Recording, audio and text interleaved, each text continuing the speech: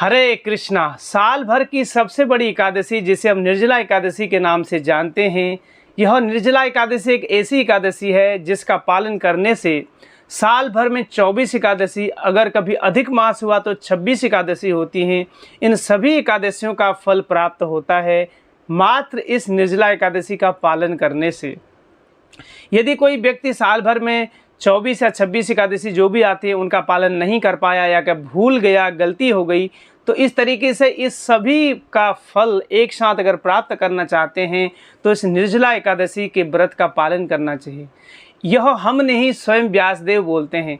व्यासदेव जी बोलते हैं कि कोई भी व्यक्ति कितना भी बड़ा पापी क्यों न हो, यदि वह निर्जला एकादशी का नियम पूर्वक तथा श्रद्धा पूर्वक पालन करता है, इस दिन अन्न और जल का त्याग करता है और इस व्रत का पालन करता है, तो उसके सारे पाप कर्म समाप्त हो जाते हैं और उस व्यक्ति को पुण्य फल प्राप्त होते हैं। इस व्रत का पालन करने से हमें भौतिक लाभ तो होते ही हैं, परंतु साथ ही साथ आध्यात्मिक लाभ, भगवान की भक्ति जो कभी समाप्त नहीं होने वाली है, उसकी प्राप्ति होती है। और इस व्रत का पालन करने के बाद यदि कोई व्यक्ति श्रद्धापूर्वक भगवान विष्णु की भक्ति करता है तो अंत में वह भगवान के धाम गोलोक धाम को भी प्राप्त करता है। तो आज हम इस निर्जला एकादशी के बारे में ऐसी ही एक पौराणिक कथा सुनेंगे, ताकि इस पौराणिक कथा को सुनने के बाद हम सब के अंदर भी इस एकादशी, इस निर्जला एकादशी के व्रत को करने के लिए एक उत्साह जागृत हो जाए। यह वैदिक कथा इस प्रकार से आती है। इक्ष्वाकु वंश के एक प्रतापी राजा रुक्मांगवत बहुत ही धार्मिक राजा थे और उनकी पत्नी का नाम था संध्या, और इनके एक प्रतापी पुत्र हुए जिनका नाम था धर्मागत। धर्मागत आगे चल के बहुत बड़े एक राजा बने और एक धार्मिक राजा थे। इन्होंने अपने राजमहल के सामने एक सुंदर बगीचे का निर्माण किया था। उस सुंदर बगीचे में स्वर्ग से अनेक अप्सराएं आती थी, देवताएं आते थे और भ्रमण करते थे, इस सौंदर्य का आनंद लेते थे। यह बगीचा अत्यंत ही सुंदर था। इस पर सुंदर सरोवर लगे थे, सुंदर फ्लावर थे, सुंदर झरने बने थे और यहाँ चिड़ियाँ भी चहकती रहती थी। इसकी सुंदरता का जितना वर्णन करें उतना कम था। एक बार ऐसे ही एक अप्सरा इस बगीचे में आई थी, भ्रमण कर रही थी, और अचानक उस अप्सरा के पैर में बैगन का कांटा चुभ गया। बैगन का कांटा चुभने के कारण उस अप्सरा के पुण्य समाप्त हो गए और जिसके कारण वह अपने स्वयं के धाम स्वर्गलोक को नहीं जा पा रही थी। वह अत्यंत ही शोककुल थी और पूरे दिन भर ऐसे ही शोक में रही। और दूसरे दिन प्रातःकाल जब हुआ तो वहाँ पर कुछ लोग आए। उन लोगों ने देखा, मालियों ने देखा और राजा को सूचना दी कि यहाँ एक सुंदर कोई अप्सरा स्त्री है। तो राजा वहाँ पर आए, राजा ने उसको देखा तो राजा ने पाया कि यह तो कोई सुंदर अप्सरा है और देवलोक से आई हुई है और उसके चेहरे पर उसका शोक दिख रहा था। तो राजा ने उसे प्रार्थना की कि हे देवी, आप तो स्वर्ग की अप्सरा लगती हैं, आप बताइए आप इतने शोक से क्यों व्याकुल है, आपके साथ ऐसा क्या हो गया। तो उस अप्सरा ने बताया कि मैं आपके सुंदर बगीचे में भ्रमण करने आई थी और अचानक मेरे पैर में बैगन का कांटा चुभ गया और जिसके कारण मेरे सारे पुण्य समाप्त हो गए, मैं जिसके कारण स्वर्गलोक नहीं जा पा रही हूँ।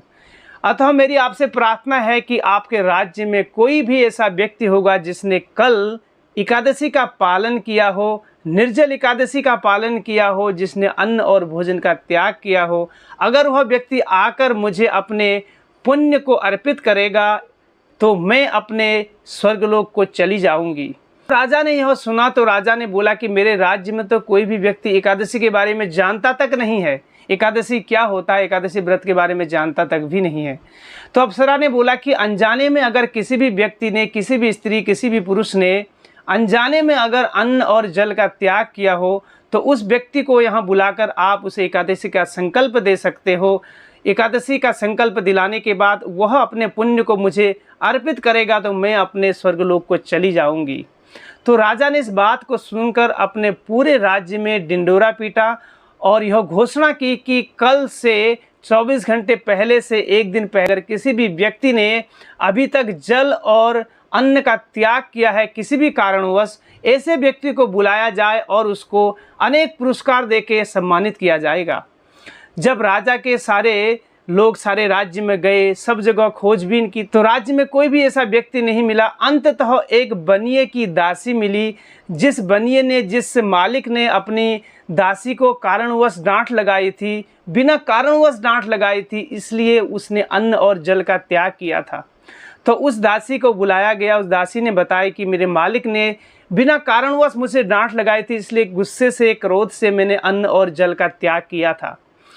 तो ऐसे में राजा ने उसे फिर एकादशी का संकल्प दिलाया और उस दासी ने अपने पुण्यों को उस अप्सरा को अर्जित किया, उस अप्सरा को दिया। और उस अप्सरा को यह पुण्य मिलने के बाद देखते ही देखते वह अप्सरा अचानक स्वर्गलोक को चली गई। तो इस घटना से, इस कथा से हमें यह ज्ञान प्राप्त होता है कि अगर कोई व्यक्ति अनजान में भी इस निर्जला एकादशी का पालन कर लेता है तो उसे इतने पुण्य मिल जाते हैं कि अपने पुण्य से किसी व्यक्ति का उद्धार कर सकता है, उसके लोक को भेज सकता है। तो यदि हम जानकर इसके नियमों का पालन अगर दृढ़ता से करते हैं, अगर जल और अन्न का त्याग करके पूरे दिन भर हरे कृष्ण कृष्ण कृष्ण हरे हरे, हरे राम राम राम हरे हरे, इस महामंत्र के नाम का जप करते हैं, भगवान की शरण लेते हैं, भगवान की कथा सुनते हैं और जल तथा अन्न का त्याग करते, एक दिन का तपस्या करते हैं, तो हमें कितने सारे पुण्य मिलेंगे और अंततः हम भी भगवान के धाम जाने के लिए क्वालिफाइड हो जाएंगे और जिसके कारण हमारे पुण्य जागृत हो जाएंगे और भगवान के चरणों में हमारी जो मति है लग जाएगी, जिसके कारण हमें अपने जीवन के सबसे बड़े सौभाग्य भगवान की भक्ति की प्राप्ति हो जाएगी। तो आइए हम सभी लोग इस एकादशी व्रत के इस सुअवसर पर इस नियमों के पालन के साथ निर्जला एकादशी के व्रत का पालन करें और अंततः भगवान की प्राप्ति कर सकते हैं। हरे कृष्णा। यदि ये वीडियो आपको अच्छी लगी तो आप इसको शेयर कीजिए और एकादशी व्रत के दिन आप निर्जला एकादशी करने का पूरा प्रयास कीजिए। हरे कृष्णा।